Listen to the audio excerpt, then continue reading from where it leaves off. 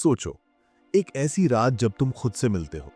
बाहर ठंड है, लेकिन तुम्हारे अंदर एक आग जल रही है। दुनिया सो रही है, लेकिन तुम जाग रहे हो। तुम्हारे हाथ कांप रहे हैं, लेकिन तुम्हारा इरादा पत्थर से भी मजबूत है। यह है विंटर आर्क, एक ऐसा फेज जहां तुम अपने आप को दोबारा लिखने वाले हो, जहां तुम्हारे अंदर का मेन कैरेक्टर उठता है और कहता है कि अब मेरी कहानी शुरू होती है। अब एक काम करो, आंखें बंद करो और खुद को फ्यूचर में इमेजिन करो। जनवरी का महीना है, तुम मिरर के सामने खड़े हो। तुम्हारा चेहरा कॉन्फिडेंट है, तुम्हारी आंखों में क्लैरिटी है, तुम्हारा बॉडी स्ट्रांग है, माइंड शार्प है और हार्ट काम है। तुम्हें याद आता है कि अक्टूबर में तुमने एक डिसीजन लिया था, तुमने अपना विंटर आर्क शुरू किया था और आज तुम उसी डिसीजन के रिजल्ट को जी रहे हो। सोचो, अगर तुमने उस वक्त गिव अप कर दिया होता तो आज तुम वही पुरानी लाइफ जी रहे होते। लेकिन तुमने चूज किया डिस्कंफर्ट, तुमने चूज किया ग्रोथ और अब तुम वो वर्जन हो जिसे तुमने कभी सिर्फ इमेजिन किया था। ये वीडियो सिर्फ एक रिमाइंडर है कि तुम्हारा फ्यूचर तुम्हारे आज के डिसीजन से लिखा जाता है और विंटर आर्क एक गोल्डन चांस है अपने आप को अपग्रेड करने का। तो अगर तुम रेडी हो तो याद रखना कि विंटर आर्क शुरू हो चुका है और तुम्हारा नाम लिखा जा चुका है उस लिस्ट में जहां सिर्फ वॉरियर्स होते हैं। तो अगर आपको भी जानना है कि आप कैसे खुद को इस विंटर इंप्रूव कर सकते हैं तो watch the video till and. So let's start. Winter arc कैसे शुरू करें? अगर तुमने डिसाइड कर लिया है कि तुम अपना विंटर आर्क शुरू करना चाहते हो तो अब वक्त है एक्शन लेने का। सबसे पहला स्टेप है एक साइलेंट कमिटमेंट। तो फ्रेंड्स, होता क्या है, बहुत से लोग होते हैं कोई भी काम सीक्रेटली नहीं कर पाते, इस वजह से उन्हें बहुत परेशानियां भी झेलनी पड़ती हैं। तो सबसे पहला काम आपको करना है एक साइलेंट कमिटमेंट। किसी को बताने की जरूरत नहीं, क्योंकि लोगों को इसमें कोई इंटरेस्ट नहीं आपकी इस जर्नी में। उल्टा वो आपसे जलेंगे जब आप खुद को इम्प्रूव करोगे और पता तो उनको चल ही जाएगा जब आपको रिजल्ट्स दिखना चालू होंगे।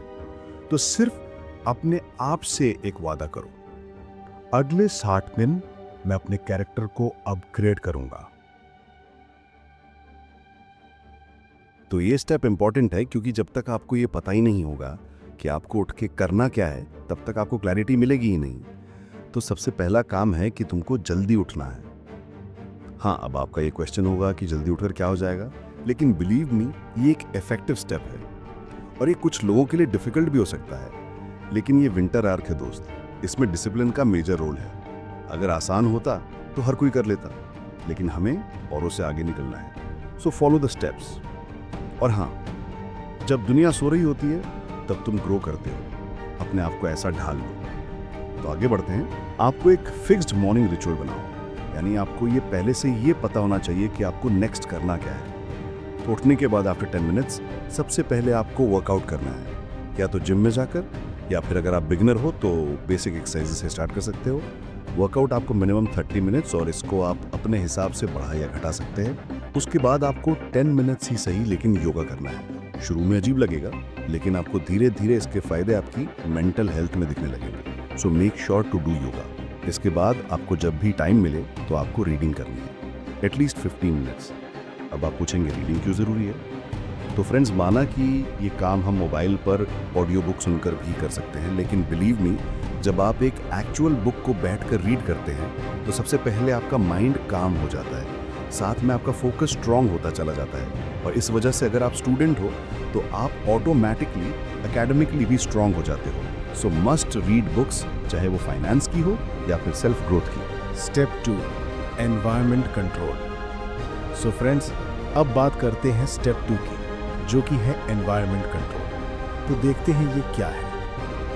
दोस्तों, आपको पता होगा कि आपके किसी भी काम में आपके एनवायरनमेंट का एक बड़ा रोल होता है। तो सबसे पहले अपना एनवायरनमेंट ठीक करो। उसके लिए अपने फ़ोन का यूज़ कम से कम करो, क्योंकि आज के टाइम पर फ़ोन से सबसे ज़्यादा डिस्ट्रैक्शंस होते हैं। आप समझ पा रहे होंगे मैं किस डिस्ट्रैक्शन के बारे में बोल रहा हूँ। तो आइए देखते हैं कैसे आप अपने फ़ोन से डिस्ट्रैक्शंस हटा सकते हो। सबसे पहले अपने फ़ोन के सोशल मीडिया ऐप्स को लिमिट करो। सारे सोशल मीडिया ऐप्स जिन्हें आप चलाते हो उनकी लिमिट सेट कर दो। नोटिफिकेशंस ऑफ रखो। सारे अनवांटेड ऐप्स की नोटिफिकेशंस एक मेजर रोल करती हैं आपको डिस्ट्रैक्ट करने में। एक ज़रूरी बात, अपने मोबाइल फोन पर एक विंटर आर्क वॉलपेपर लगाओ, जो एक विजुअल रिमाइंडर की तरह काम करेगा, जिससे आपके गोल्स आपके सामने रहें।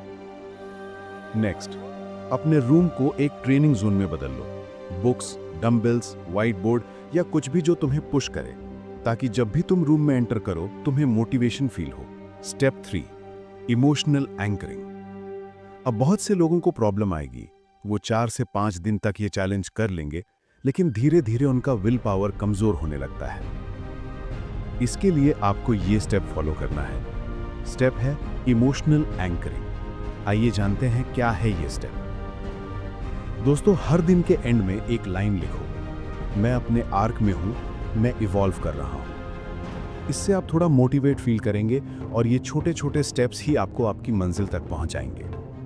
नेक्स्ट, जब भी आपको थकान फील हो या खुद पर कोई डाउट आए, तो अपने फ्यूचर वर्जन को याद करो। सोचो, अगर आप कुछ दिन और डिसिप्लिन रहे तो आप क्या बन जाओगे। सोचो उस वर्जन को, वो वर्जन जो जनवरी में मिरर के सामने खड़ा होगा और खुद पर प्राउड फील कर रहा होगा। तो दोस्तों, ये थे कुछ स्टेप्स आपको अपना एक नया वर्जन देने के लिए। लेकिन बस वीडियो देखने से कुछ नहीं होगा, आज से ही स्टेप्स लेना स्टार्ट करो। तो दोस्तों, आज के लिए बस इतना ही। मिलते हैं नेक्स्ट वीडियो में। जय हिंद।